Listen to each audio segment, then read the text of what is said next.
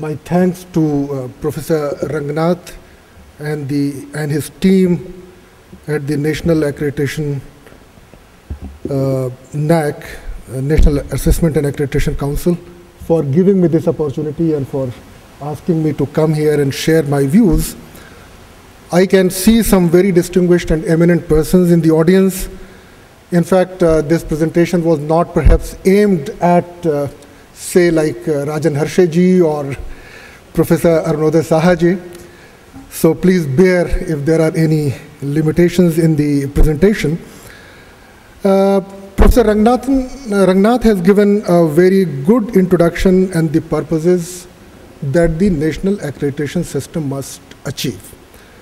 I'm in fact, in a way, continuing from where Professor Rangnath left, but I'm starting with one thing that quite often we hear in India, that there are only few institutions that are accredited so far. It may be true if we take the word accreditation very literally. But if the purpose of the accreditation is to ensure that the substandard kind of higher educational institutions do not exist in the country, then I would say that ours is perhaps the most overly concerned kind of system of regulating quality and standards in higher education. Take, for example, I mean, this slide is more aimed at colleges. Without prior approval, the colleges cannot come to exist. Then they have to seek affiliation or association from a university. So temporary affiliation, permanent affiliation, and at each of these stages, all of us know that there are some kind of assessment of the institutions take place, that what kind of facilities, what kind of infrastructure, what kind of faculty do you have. So if the purpose of the assessment and accreditation is to ensure that the institutions do have certain minimum standards of facilities, infrastructure, faculty, then we do it at each of these steps. And then finally, there are some kind of ranking, some kind of gradation, where the issue now is that should we remain confined only to institutional assessment, or should we move on to program accreditation? And I think everybody agrees that we should also be moving on to program accreditation.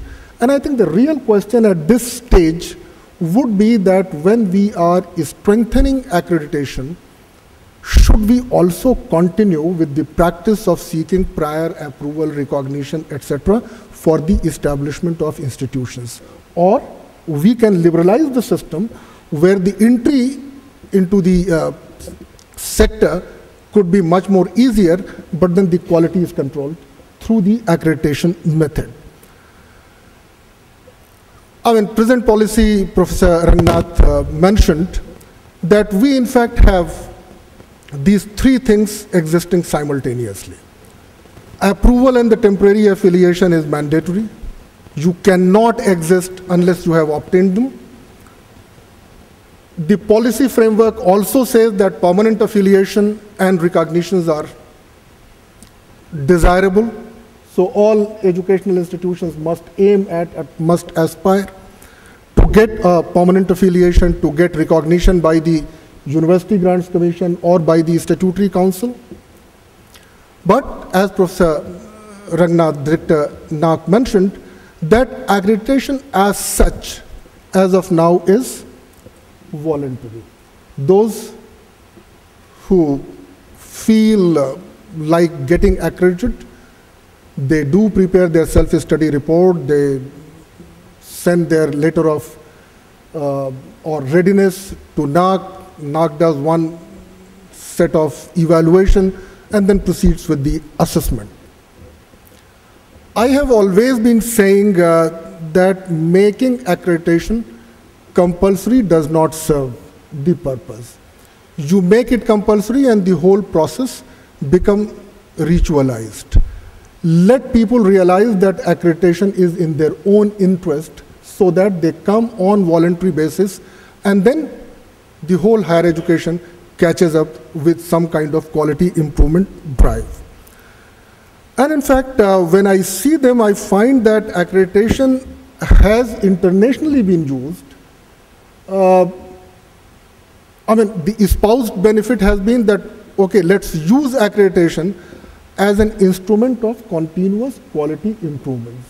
So the focus of all policy documentation everywhere is on that.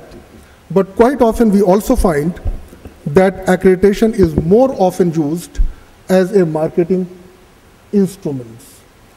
And if we start choosing accreditation as a marketing instrument, I mean, so long as we are building brands, it's fine. So long as it can help you attract better faculty, it's also okay, rather desirable, so long as it helps you attract better students or students with good number. But when we go to that extent where we use NAAC grade as a justification for raising your fees or for increasing the price, then it becomes something of a problem. So how to curb or bring some kind of semblance in that context?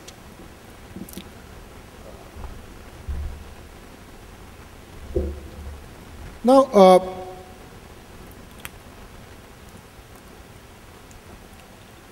we are all aware, and we do not have to go on justifying or finding further reasons to say that accreditation is necessary. I think we all know them. In this slide, I have tried to present before you that what are some of the issues. You see, some kind of ranking, some kind of quality idea about an institution has always been existing in the minds of people. That is based on perception, that is based on some kind of signaling that institution sent.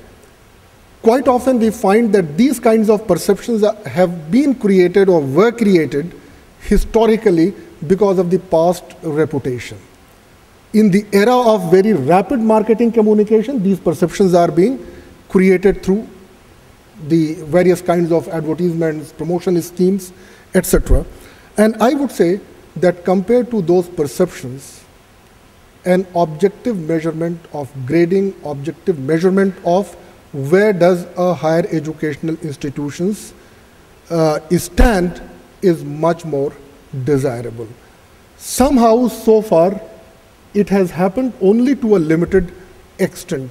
For example, there are cases, and I think the lady who initiated the program is from Delhi University, and in one of the meetings, without naming the university, but then everybody understood that which university I'm referring to, I said that, look here, there is a university which has not revised its curricula, which has resisted any kind of change in the semester system or introduction of semester system.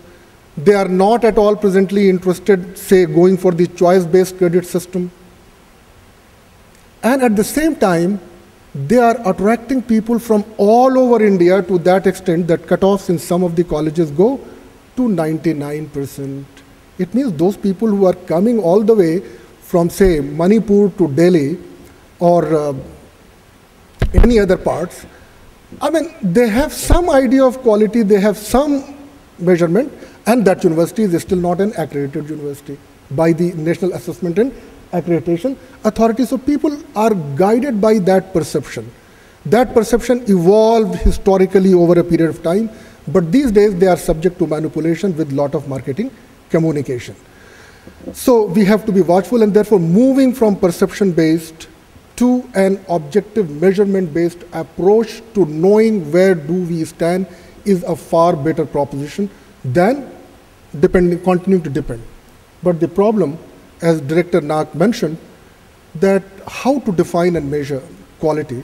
And in fact, a couple of slides I will have that what are the limitations of some of those measures.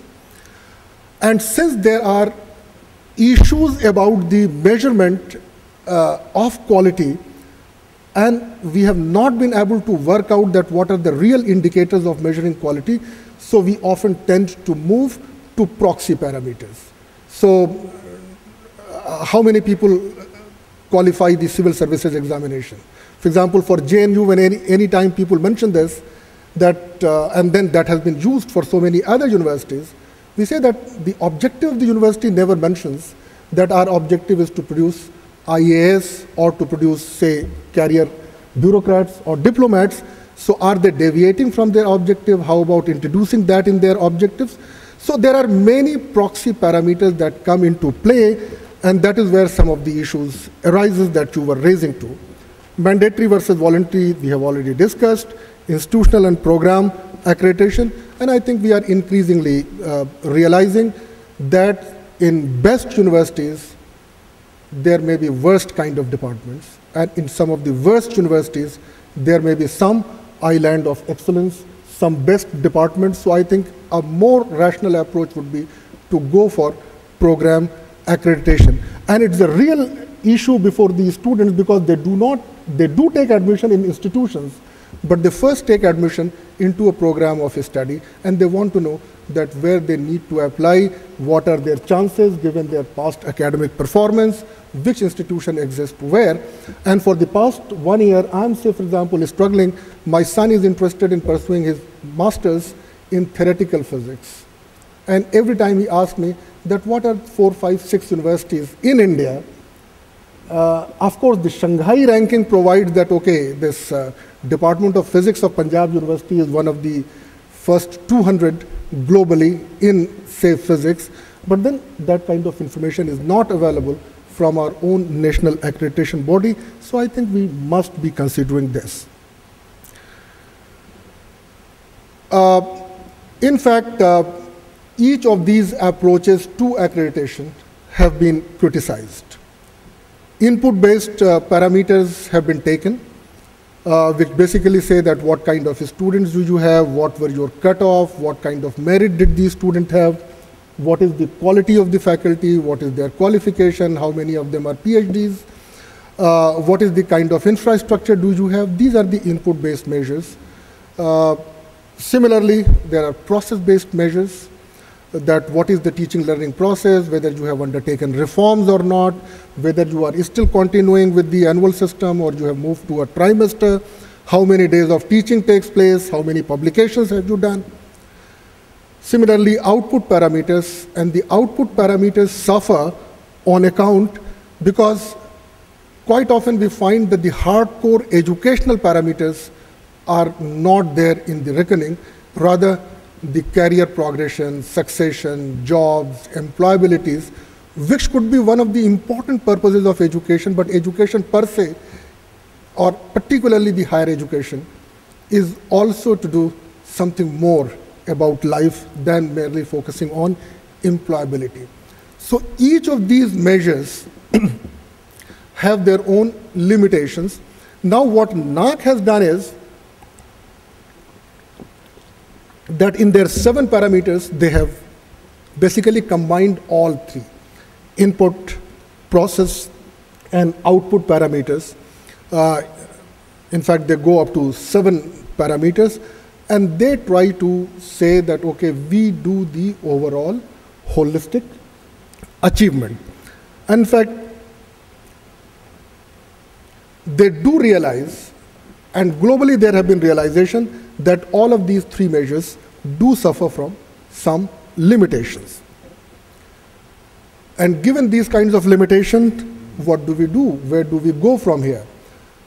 So someone would say that, okay, let's find out, let us perfect this methodology, let us know that what is that critical single indicator which comments on the quality of higher educational program or higher educational institution. But so far as we know so far, that has defied not only us in India, but also globally. But finally, I would say that whatever we do, I think it has to be an interconnectedness of the process, input, and output parameters, and basically through this gearing or churning of all of these, that we can attain or we can achieve the kind of quality that we want for our higher educational institutions. So this is our idea. Thank you very much for your time and attention.